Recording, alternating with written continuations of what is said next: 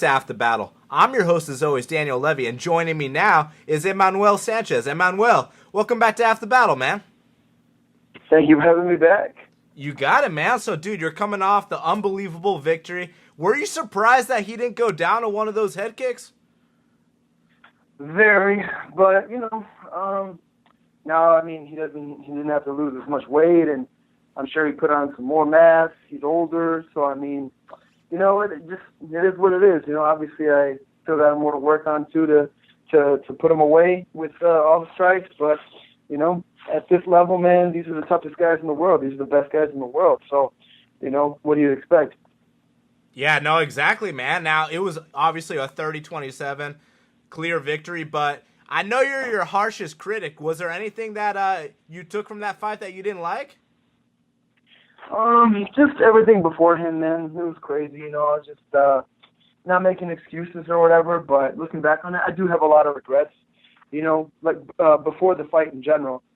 And not that it caused it in my performance, I'd say, but because, I don't know, I felt like I performed very well. It's just everything leading up to it, you know what I mean? And thankfully, I still came out victorious. I still won, dominantly. I dominated the entire fight. And that, we got to look at the positives from everything. So that, I just, like they said, I have to take it with a grain of salt, but I take it with a grain of sugar and more, like it feels really sweet because it was kind of a dream come true being able to fight so close to home. First time ever in the All-State Arena. And, yeah, man, just sold out the show, and just, man, you couldn't write a better story. Man, I heard in your pre-fight interviews that, it was a dream come true to fight in that arena, the arena you grew up going to. But now that it's all said and done, what was that like, man? Time to go back. That's how I feel, it's crazy, man, because also, again, more pre-fight stuff. I just kept thinking, how exhausted I am, I guess. I was just, thinking, man, fight after fight after fight. And it's just, it really is, man. It's all mental. Because now, I'm pushing for Madison Square Garden, dude. I'm ready to call it the Matador Square Garden. You know what I mean? The Matador's game. I'm hungry, man. I'm hungry. I'm determined. People ask me all the time about vacations and this and that. I've never really taken one. I don't know when I will. I guess I'll party when I have something to celebrate. And I'm hungry, man. I'm about to go get that belt, and I want to be on the biggest card. But one's for sure that we're every time we're on, we're gonna sell out, and with the most viewers. And yeah, man, I'm just ready to go out and get it. Definitely. And who do you think is gonna win between Pitbull and Straus? Man, that's such a tough one, because it's funny how one plays out. One's coming off a busted hand for so long. The other just busted his leg, and now he's got a busted leg and coming back. But, I got the utmost respect for those guys. You know what I mean? I grew up watching those guys. Those guys have been at the highest level before I even started fighting, even. So, I don't know.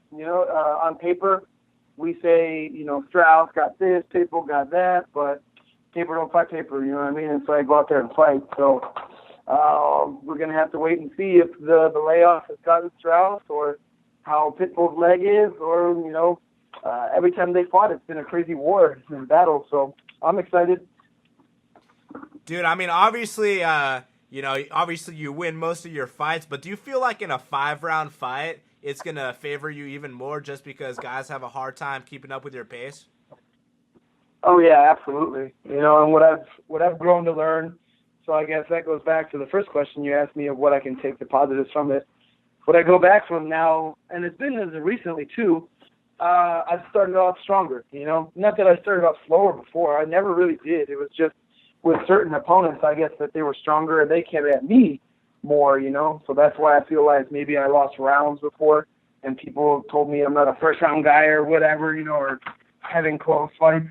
But it was more so being like, okay, I got to set the pace and set the tone early and often. And that's where I guess I can take that fight. Right away, I'm looking to get it over with. I'm like, we both know what we're here for, and let's go out and scrap and let's put this guy away, I understand, okay, yeah, quite a few of mine, especially as of late, have gone to decision, but all my finishes have come in the first round, and that's nearly half my fight.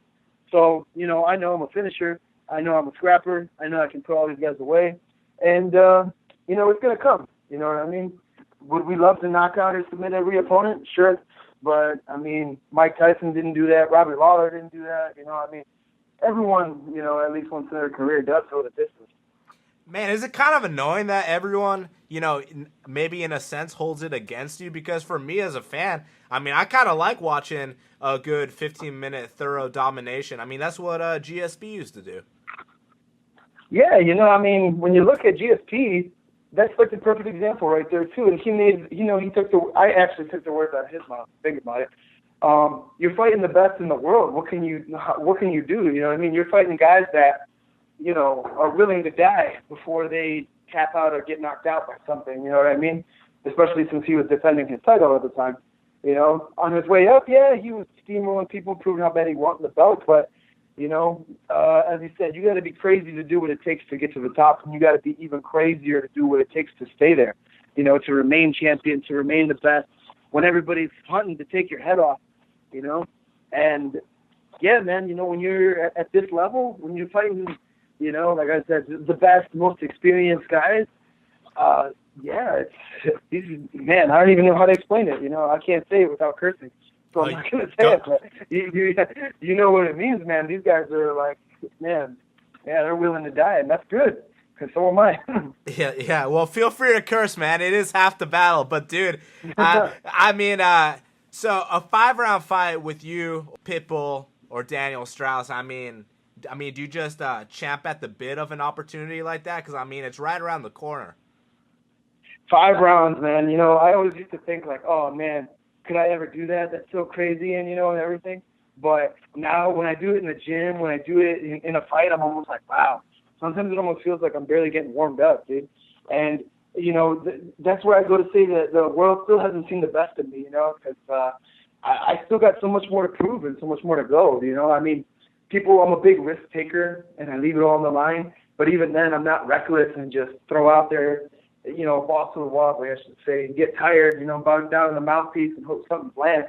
I like to think of myself as technically aggressive, so technical aggression, and, living up to my name, being the Matador. I'm not going out there, taking the bull right on by the horns. That's stupid. I'm not going to play into people's strengths. I'm out to take their strength and use it against them and expose their weaknesses. So I want to fight, I want to have a long career. I want to be healthy, too, when I'm done fighting. I'm not looking to lose brain cells and, risk getting cut or headbutted again or, worse things. I want to be healthy. And I've never been hurt after a fight. I've never been tired after a fight. So, I want to keep that going. I know it's not always going to be that way, but I know I have the gas tank to be able to go 5 hard rounds, and I can't wait to do it, man. And obviously, honestly, too, I'll be ready for 5 rounds, but I'm still looking to put it away in the first or second. Yeah, absolutely. Now, do you take pride in beating guys at their own games? And what I mean by that is, before the Justin Lawrence fight, I was like, man, Emmanuel really has to look out for the head kicks. And then it's you that's rocking Justin Lawrence with head kicks. And, in the Georgie Karakanian fight, I'm like, man, what if Georgie gets on top of him? And then it's you taking the back of Georgie. So, I mean, is that something that you, thrive off of, beating someone at their own game? Yeah, I really do, you know what I mean? Because these guys, speaking humbly too, like before the Justin fight, I'm not going to lie, I was confused and I maybe, lost that first round because I took that fight on short notice and I was anticipating a guy trying to take me down because having watched him as of late, I saw that his wrestling had, got so much better, exponentially better. And training with Michael Chandler, I was like, oh, okay, this dude for sure is probably going to try to take me down. And I guess he just went back to his roots, we were striking the whole fight. And just the fact that I was able to outstrike him was pretty awesome because, he caught maybe one side kick and he was really fast. He was really fast. I remember that's why I ended up clinching him and then ended up using the knees, elbows, and kicks a lot because I was like, wow, this guy's, he has a really good style. So I went out there and, I beat him on the feet, where I felt he was trying to beat me there. So that's very pleasing to me. And the same can be said with Georgie and Daniel Pineda, guys that were trying to get me down, trying to out-grapple me, trying to beat me up there, and I out-grappled them there and beat them up there. And those are Brazilian Jiu-Jitsu black belts, high-level guys, Pineda's never won a decision. He's finished all 20-plus of his fights. Georgie himself, too, is a killer with lots of finishes as well. So I was like, oh, man, yeah. I'm fighting these are the murderers right here, the murderers row, I guess you could say, of fighters that I'm facing. And, yeah, to be able to beat them at their own game, I said that even more impressively. Definitely. Now, you mentioned what it takes to be at this level and fight guys of this caliber. Now, they call you overtime for a reason, but where does your work ethic come from, man? I'm not typical going to go and say, oh, Mexican pride and power, but I guess I always have to say it just kind of comes from that. To tell a long story short, man, my grandfather, when he first came to this country, he's only, he had lots of side jobs to make extra money. But the one factory job he had, he worked there for 30 years and never missed a day. No sick days, no vacations, nothing. My father, my mother, they're the same. I guess that name's kind of been with me before I was even born.